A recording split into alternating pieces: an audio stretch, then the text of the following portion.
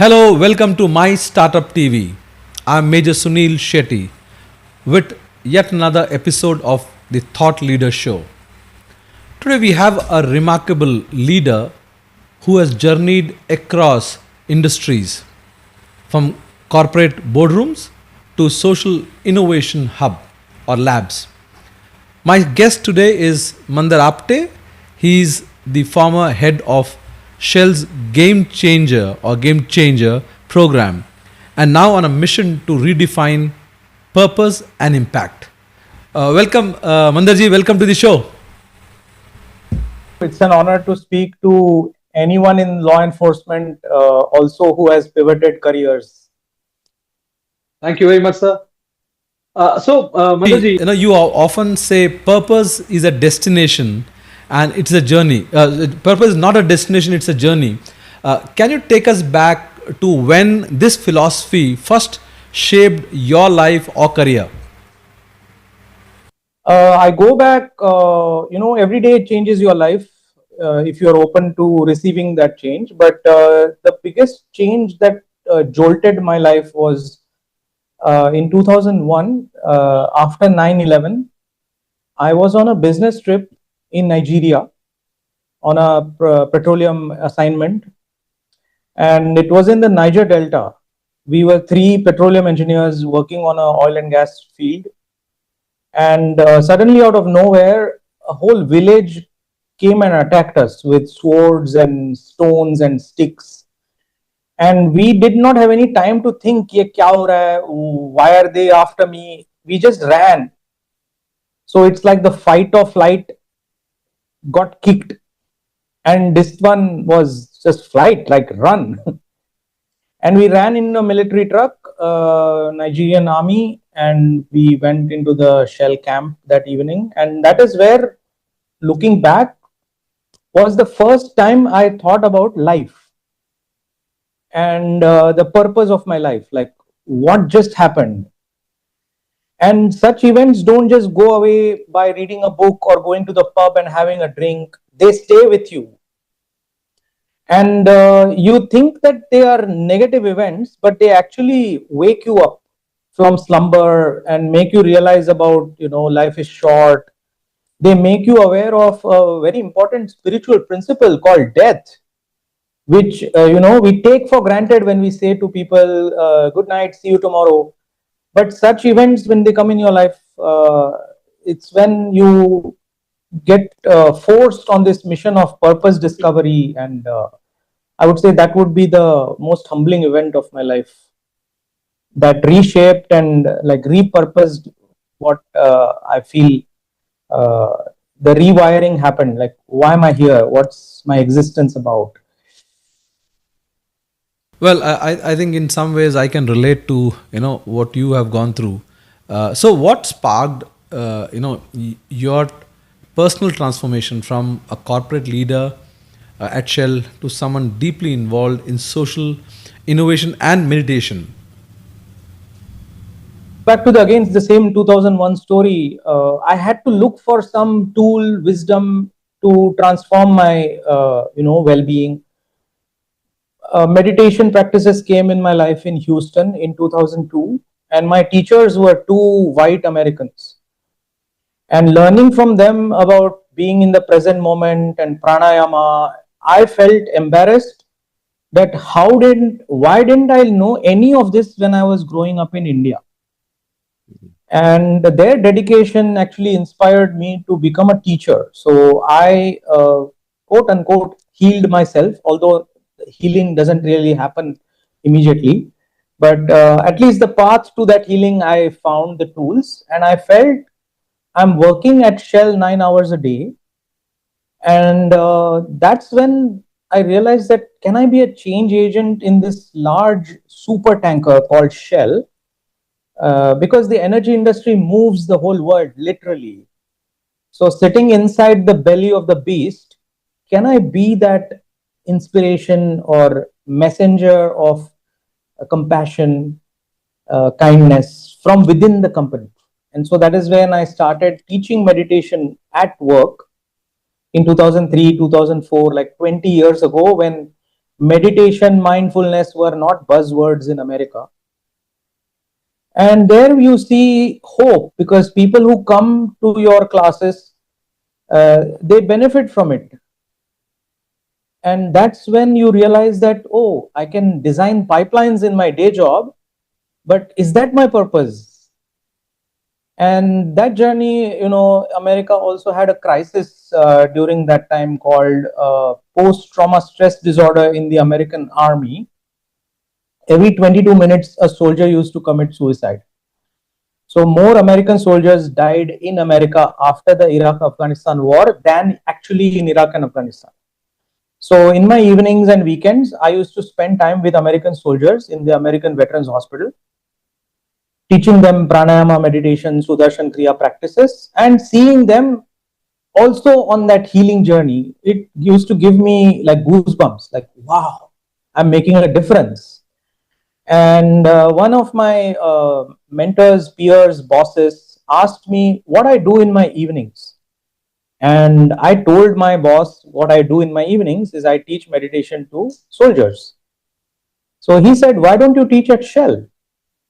And I said, what? You want me to bring my passion at work? So he said, yeah, because innovation, which was my day job, is also about passion. And it's also about failure, because early stage innovation is almost certainly associated with failure. So just giving money to entrepreneurial ideas is not enough. Can we also give them resilience-based learning so that they can pick up from their failures? And that is very difficult for any entrepreneur to accept failure, because their ego doesn't allow them to recognize that we need to work on a plan B. So that's where my manager boss invited me to design a program using meditation as the chocolate, and the wrapper on the chocolate is creativity, innovation, entrepreneurship. So that is when I realized the role of a real mentor, a real boss who realizes what is this employee's passion, and can I invite the whole self to come to work. And in 2 years, I designed this program and I taught about 2,000 Shell staff worldwide meditation practices. And such bosses are very rare. So we now need to think leadership in the 21st. How compassionate are you? How inclusive are you? Or are you just treating your staff as, worker bees?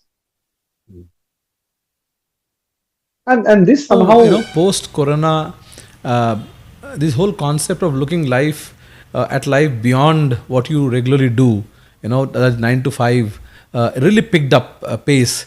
So you have journeyed through multiple worlds, be it corporate, social, spiritual. How did these intersections shape your worldview?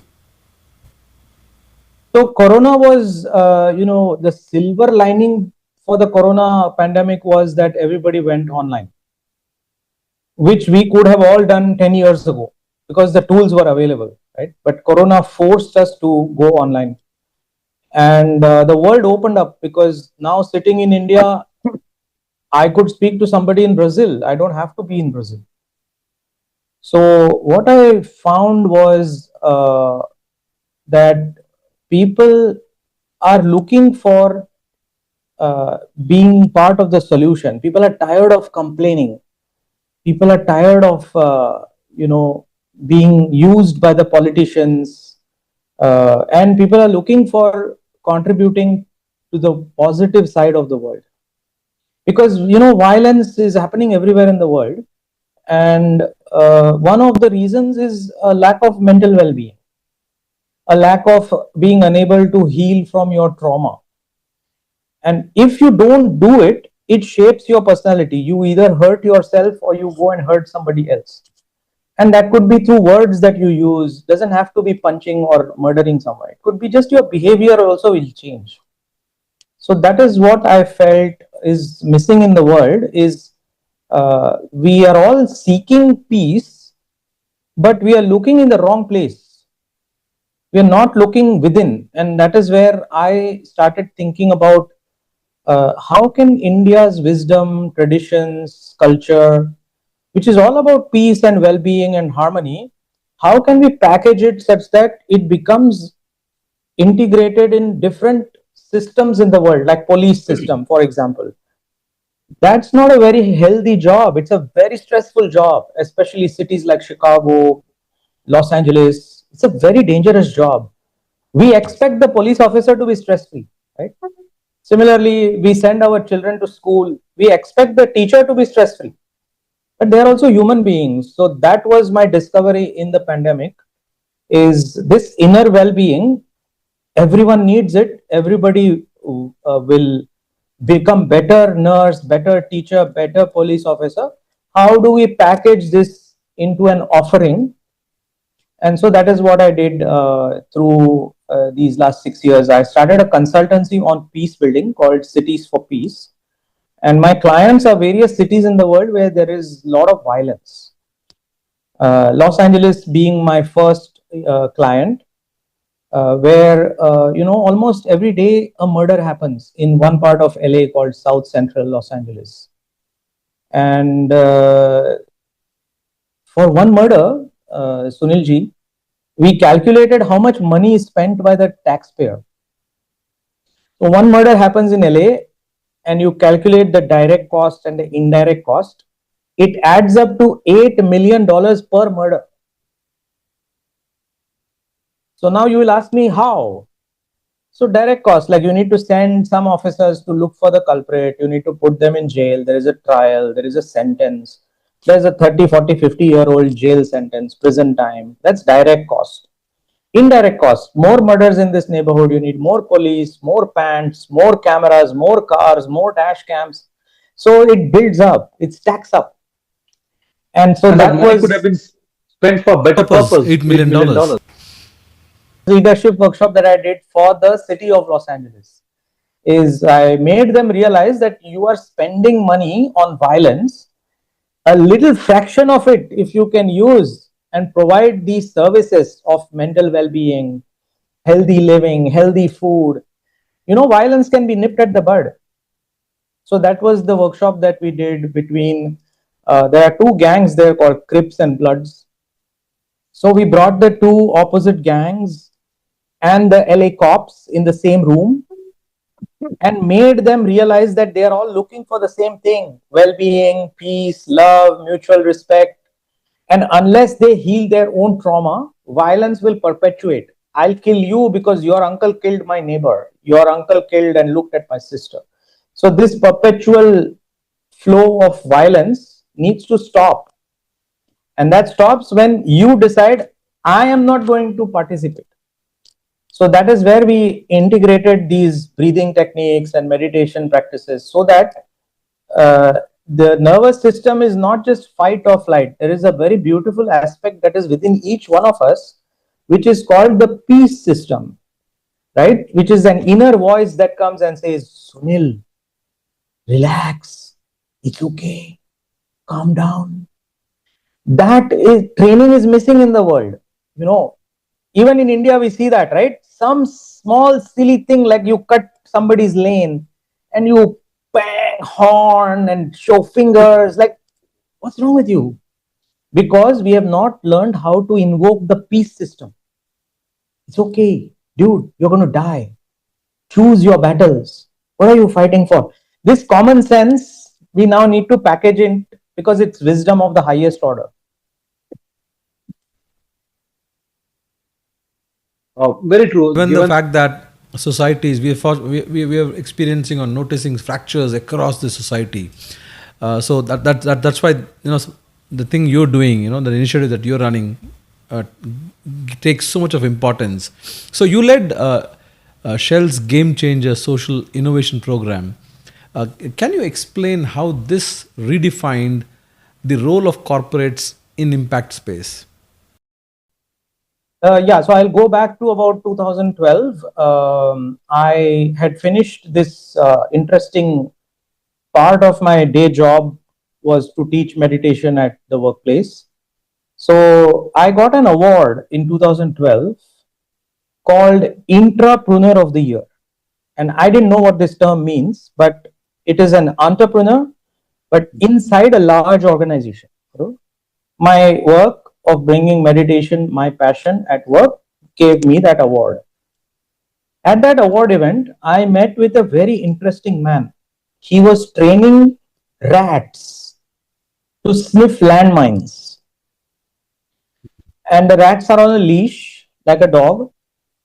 So they're not sacrificed. I thought initially they sacrifice, they blow up. And then I asked him, like, why are you doing this? Because he had trained 300 rats and they have an exam, they have to find mines to get that certification. Now I'm a demining rat. And I was really very impressed. Like, wow, what am I doing inside a technical company looking at technical innovation when people out there are doing these type of social innovations?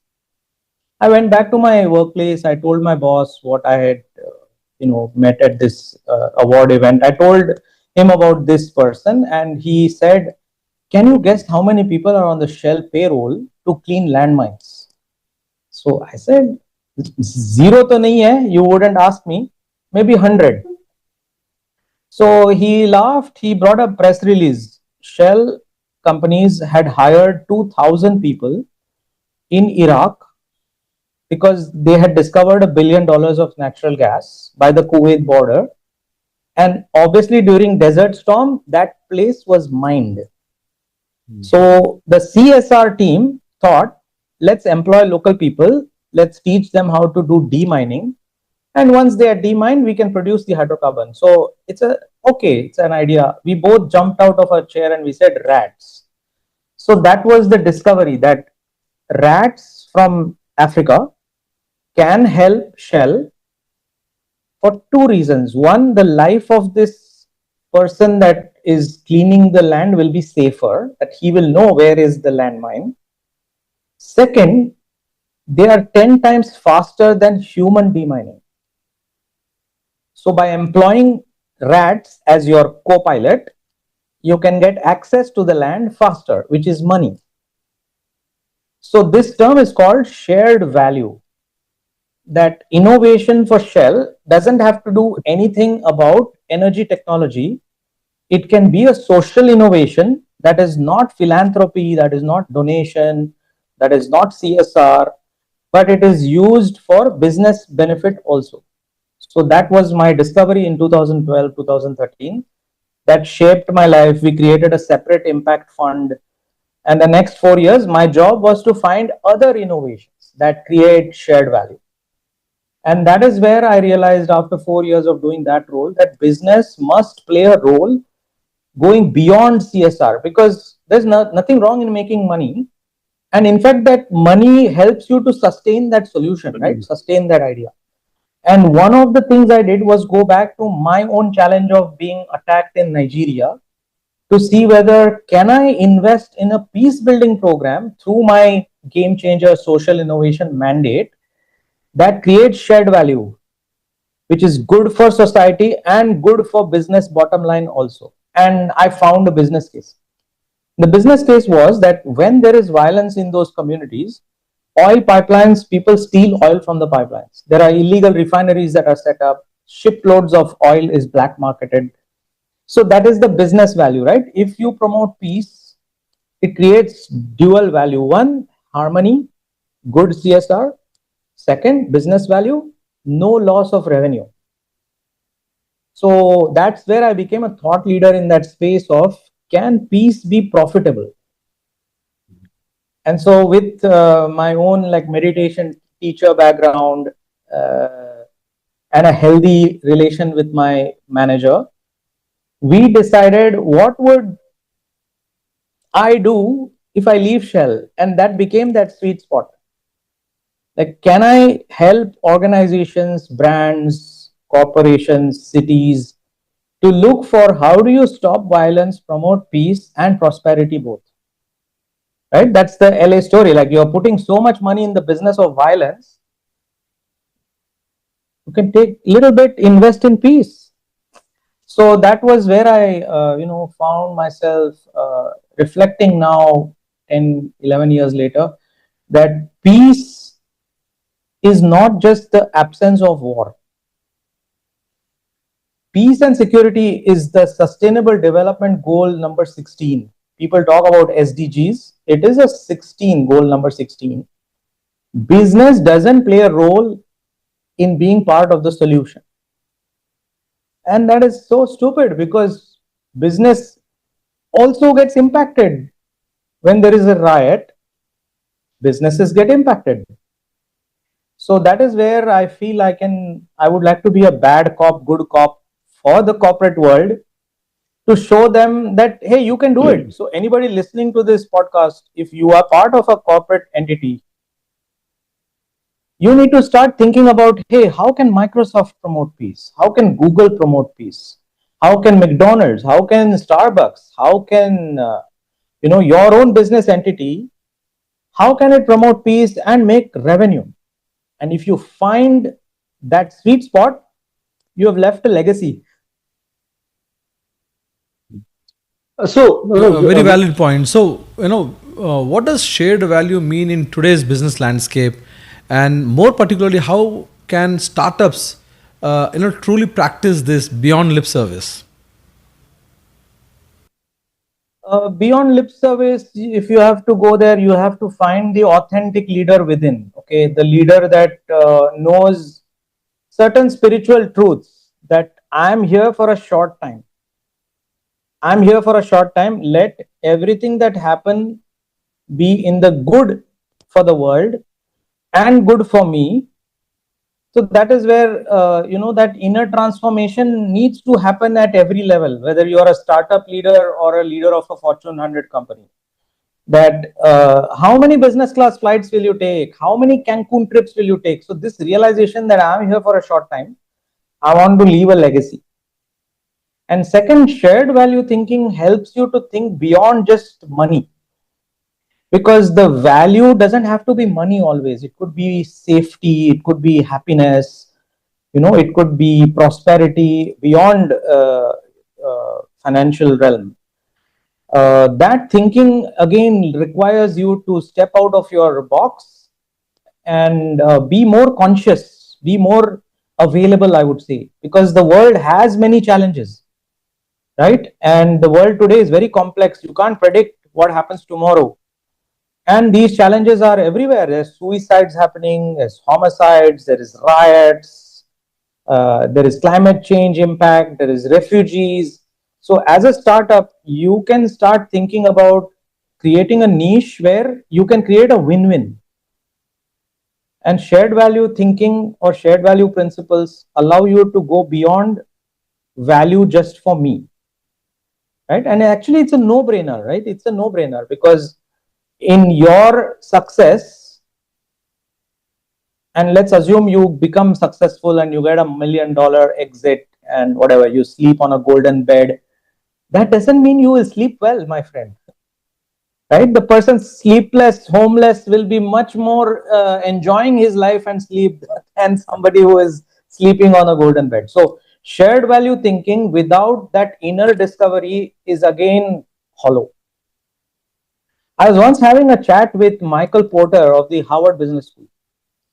And Sunilji, I was asking him that, wouldn't it be nice if people, organizations come together to discover what are my shared values?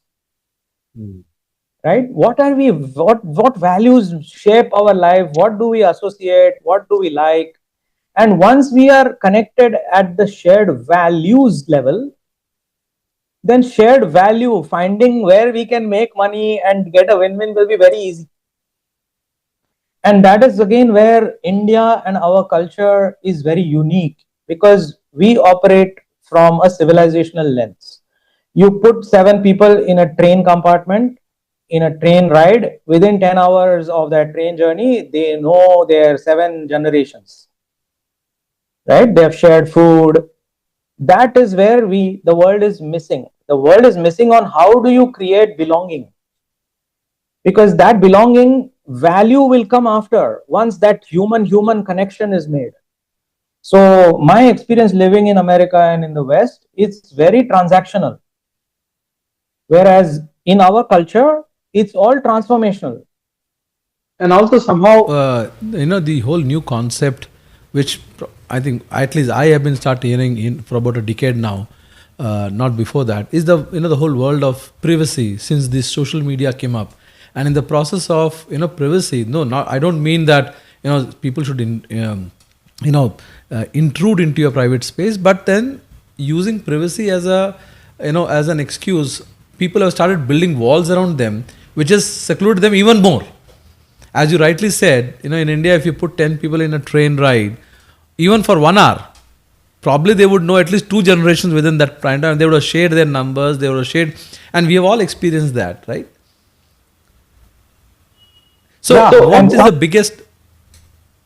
I feel like a civilizational burden sometimes on my generation, that the next generation is all growing up on reels and God knows what. 30 seconds. There are So 30 how do second we pass content. on what we have learned from our parents and grandparents? Because that civilizational value passes on through your DNA, right? Correct. How do we pass it on before, like today? I mean, even in my generation, when I came back from the US, my friends asked me, "Hey, come, let's go for a reunion." I said, "Where would you like to meet?" They said, "What about KFC?" And I said, "Dude, 25 years I lived in America. I never entered KFC." Mm.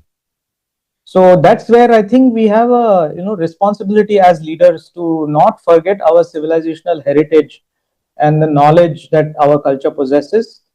And that is what I've now dedicated the last 10 years of my life, is to showcase that yoga meditation has well-being as a value. Yes, we know, but it can be used to solve problems, gang problems, for example, or violence in schools, the disease in America where kids go with a gun and school shootings happen, right? We can't stay away from solving those problems because our Indian diaspora is also in those schools. So that gives us, I think, an even greater responsibility to not just think of prosperity, but also human values. And I think that is the role India has to play. If you ever want to aspire being a Vishwaguru, as the Prime Minister says, it will probably not be by building solar alliances only, right? It's important. There has to be spiritual As alliances as well, well. I guess. Recently, India is on this Sabka Saath, Sabka Vishwas, and we are the third or fourth GDP nation. Like, great, fantastic, new infrastructure in Mumbai. We have metro, coastal road. It feels great, but only those trade corridors or prosperity based development is not enough. We also need to build trust corridors. We also need to learn how to agree to disagree, because otherwise conflicts are bound to happen. And if people don't have that sanity, we are losing it just by focusing it on prosperity and development. uh, so I hope some startups or some people who are listening to this podcast also look at how do you manage and maintain the civilizational connection. And many movies like Kantara, for example, it's like they make a lot of money because people are interested in that viewing. Bahubali, like, what a brilliant production. People are interested in those Indian stories. We don't need to go out. Just look at the Ramayana, Mahabharata. There are 1,000 stories we can make. So startups don't have to be, technology based. It could also be technology for social good, civilizational good. So, For startup founders who are listening to this show, what would be your, how can they align or contribute to the broader movement that you are leading? My work is now at the intersection of peace and prosperity, right? So I am working with several cities in the world to look at how do you solve their social problems of violence of different types. And startup founders, I'm looking for self starters to look at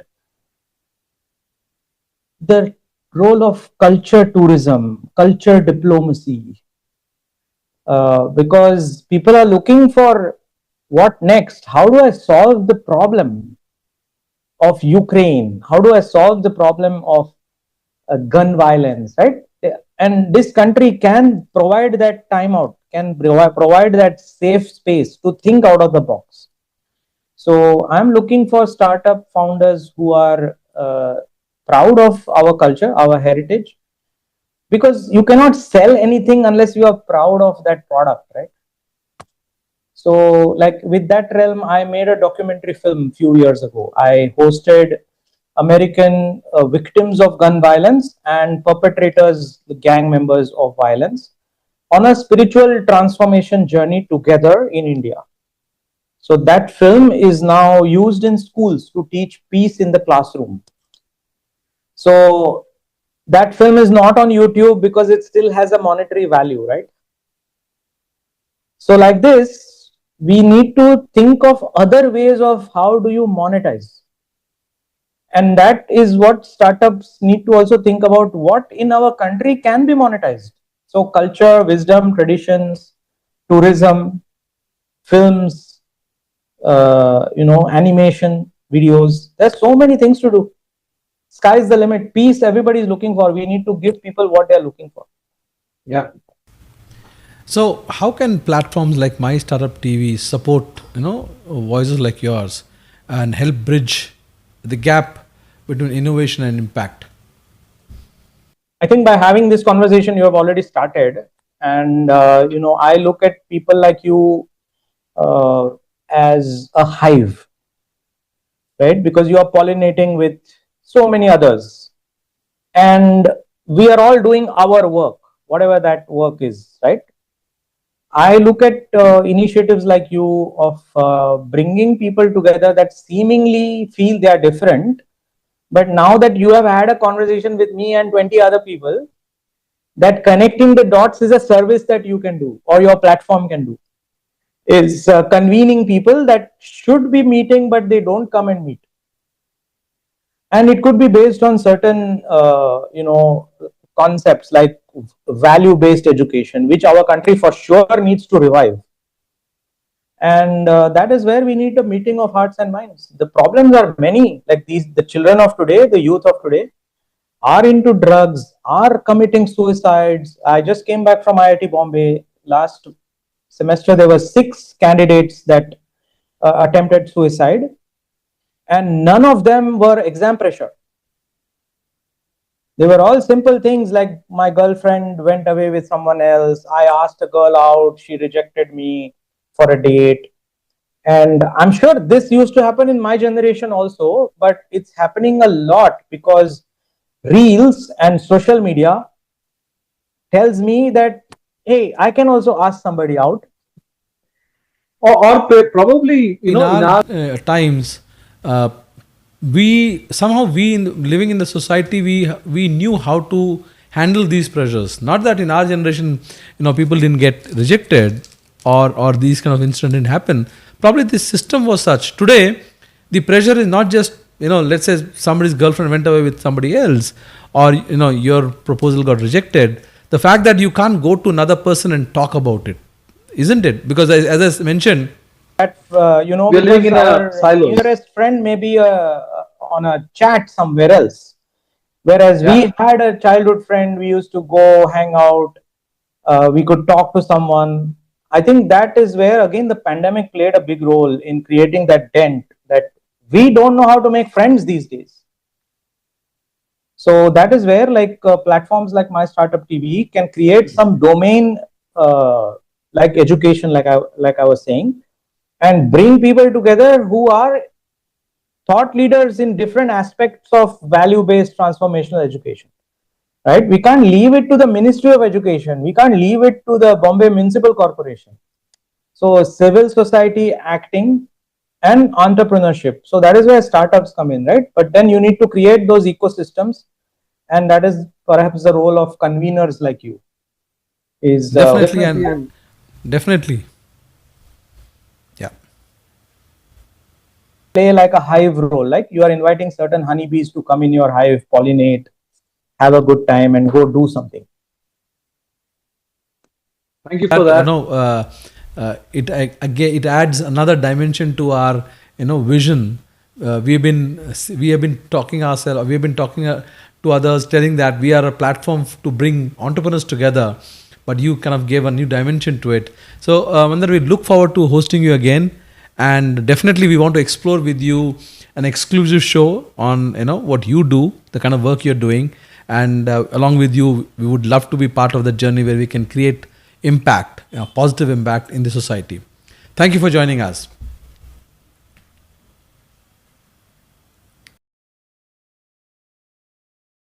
For all you do and your team. If anybody wants to watch my film, I can send you links that you can promote. Anybody. In fact, we have a which is basically meant for people like you, and it can be monetized. You can put your own, you can host your documentaries, your short films onto our OTT platform, and you can make it free or you can monetize it. So we have MyStartup OTT. When I work with gang members, because that's the demographic I've chosen to put my time on, I've taught hundreds, thousands of gang impacted people in America. I ask them, have you sold drugs? And they say yes. So I say to them, that means you know how to sell. Can you help me sell peace? So that gives them another dimension of life, right? Very true. And that's why this film is not on YouTube, because people become business development advocates, and we give them 50% of the revenue. Very interesting. And we look forward to being part of your journey and contribute in our own little ways, using our platform. Thank you, Mandar. Thank you for joining us. And viewers, if you want to be part of such interesting conversation, join us on our Thought Leaders show, Monday to Saturday, 4 p.m. between 4 p.m. to 6 p.m. live. Thank you for joining us. We hope to see you again tomorrow. Thank you, Mandar.